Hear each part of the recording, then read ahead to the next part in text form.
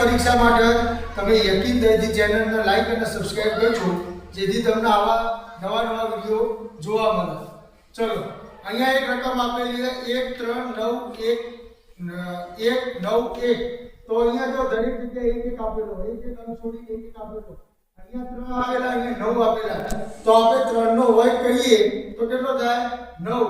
9 નો વર્ગ કરીએ તો 81. એટલે અહીંયા જવાબ કેટલો આવશે? 81. બીજી એક રકમ 2 4 12 ના આગળ પ્રશ્ન. તો જો અહીંયા શું કરીએ? 2 ને 2 વડે ગુણ્યા એટલે કેટલા થયા? 4. હવે 4 ને 3 વડે ગુણ્યા કેટલા થયા? 12. તો 12 ને આપણે કેટલા વડે ગુણીશું? 4 વડે. તો જવાબ કેટલો આવશે? 48. એનો જવાબ 48. એવી બીજી રકમ 3 9 15 21.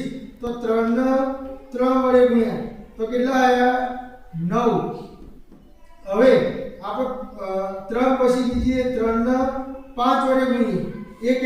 એકી સંખ્યા ક્રમની લીધી. 5 તરી 15. હવે 3 ને 7 વડે ગુણીએ.